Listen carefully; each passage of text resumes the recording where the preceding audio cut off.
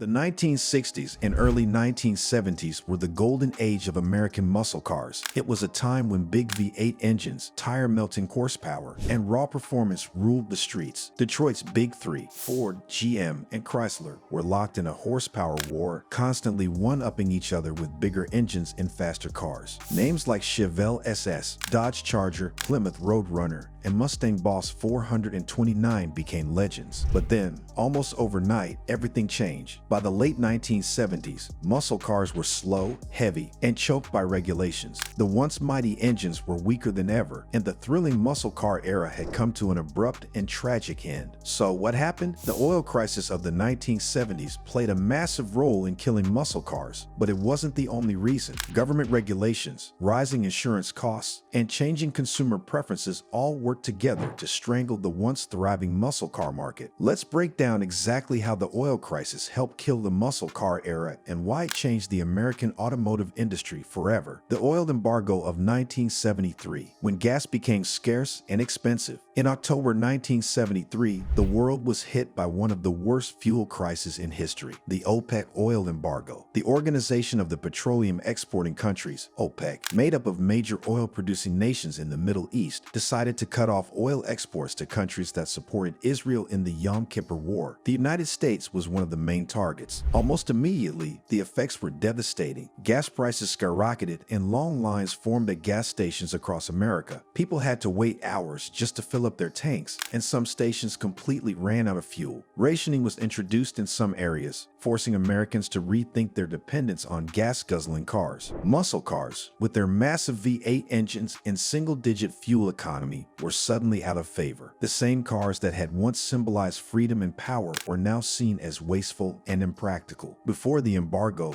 gas was cheap and plentiful, so nobody cared if their muscle car only got 8 miles per gallon. But after 1973, gas became too expensive and muscle cars became too costly to own and drive. Government regulations and the death of performance. While the oil crisis was a major blow, government regulations were the final nail in the coffin for muscle cars. Before the 1970s, there were very few rules limiting emissions or fuel economy. But as pollution became a major concern, the Environmental Protection Agency, EPA, started enforcing stricter emissions regulations. In 1975, the Clean Air Act introduced catalytic converters, which helped reduce emissions, but also robbed engines of power. Car companies were forced to tune down their powerful V8s, reducing horsepower significantly. For example, the 1970 Chevelle SS 454 made 450 horsepower, but by 1975, the same car only made 215 horsepower. The Pontiac Trans Am dropped from 335 horsepower in 1970 to just 185 horsepower by 1976. And it wasn't just emissions regulations. Corporate average fuel economy, CAFE, standards were introduced in 1975, forcing automakers to build more fuel-efficient cars. Muscle cars, which had been designed for speed rather than fuel economy, became obsolete almost overnight. As a result, Detroit was forced to abandon high-performance engines in favor of smaller, more efficient ones. The muscle car era was officially dying. Rising insurance costs, making muscle cars unaffordable. If the oil crisis and government regulations weren't enough, insurance companies also played a role in killing muscle cars. In the late 1960s and early 1970s, insurance companies started to notice that muscle cars were involved in more accidents. They were fast, powerful, and often driven by young, reckless drivers. To make up for the increased risk, insurance companies dramatically raised premiums for high-performance cars. In some cases, the cost of insuring a muscle car became more expensive than the car itself. For example, a young driver trying to insure a 1969 Dodge Charger R/T could face outrageous insurance costs, making it almost impossible to afford. With rising gas prices, strict emissions regulations, and sky-high insurance rates, muscle cars became too expensive for the average buyer. Sales plummeted, and automakers were forced to shift away from performance vehicles. The end of the big block V8, muscle cars lose their power. One of the biggest casualties of the 1970s muscle car decline was the big block V8 engine. During the 1960s, muscle cars were all about big, powerful V8s. The bigger, the better. Ford had the 428 Cobra Jet, Chevrolet had the 454 LS6, and Chrysler had the 426 EMI. These engines were huge, powerful, and built for speed. But after 1973, everything changed. The combination of high gas prices, government regulations, and insurance costs made big block V8s unsustainable. By 1975, most automakers had completely discontinued their most powerful engines. Instead of fire-breathing 400-plus horsepower monsters, muscle cars were now underpowered and slow. For example,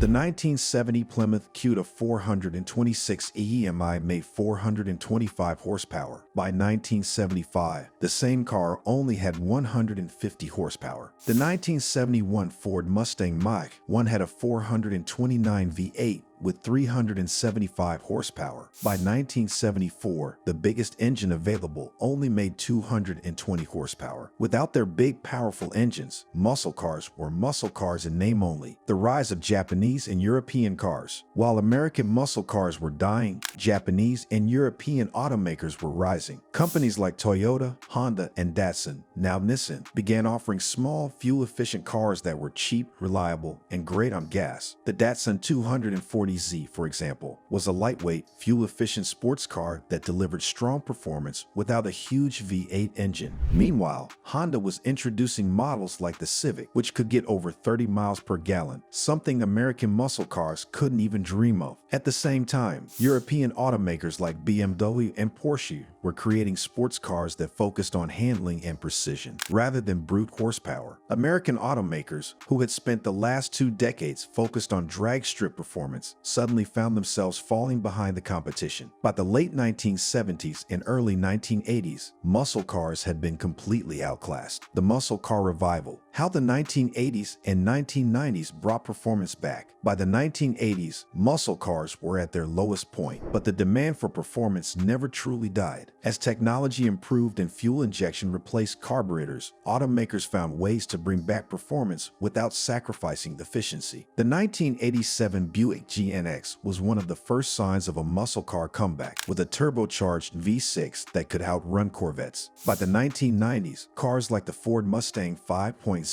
Chevrolet Camaro Z28, and Dodge Viper helped revive American performance. But it wasn't until the 2000s and beyond that the true muscle car era returned, with cars like the Dodge Challenger Hellcat, Chevrolet Camaro ZL1, and Ford Mustang GT 500 bringing 700-plus horsepower back to the streets. The shift in consumer priorities, from speed to practicality. Another major reason why muscle cars died in the 1970s was the shift in consumer priorities. Before the oil crisis, buyers were obsessed with power and speed. But after 1973, those priorities changed dramatically. With gas prices rising and economic uncertainty looming, American consumers started valuing fuel economy, reliability, and practicality over raw horsepower. Instead of buying big, powerful muscle cars, many Americans turned to smaller, more fuel-efficient vehicles. For example, instead of a Chevrolet Chevelle SS 454, buyers were now looking at Toyota Corollas, Honda Civics, and Volkswagen Beetles. These cars were cheap, easy to maintain, and far more fuel-efficient than any V8-powered muscle car. At the same time, station wagons and full-size sedans became more popular among families. People wanted comfortable, reliable cars that could handle long road trips without guzzling gas. Even performance enthusiasts started looking at European sports cars like the Porsche 911, BMW 3 Series, and Datsun 280Z, which provided great performance without the drawbacks of a muscle car. By the late 1970s, muscle cars simply didn't fit into the new American lifestyle. They were seen as gas-guzzling relics of a different time, and their sales plummeted as a result. While muscle cars would eventually make a comeback in later decades, they would never again dominate the streets like they did in the 1960s. The oil crisis of the 1970s had permanently reshaped the automotive world, marking the end of an era for high-performance, V8-powered American muscle cars, the end of an era and the legacy of muscle cars. The 1970s oil crisis didn't just kill muscle cars, it changed the American automotive industry forever. It forced automakers to rethink performance, fuel efficiency, and emissions. While muscle cars eventually made a comeback, they were never the same as they were in the 1960s. The days of cheap gas, unrestricted horsepower, and unlimited speed were gone. But despite everything, muscle cars remain an American icon. Even today, they still represent power, freedom, and rebellion, a reminder of a time when Detroit ruled the streets.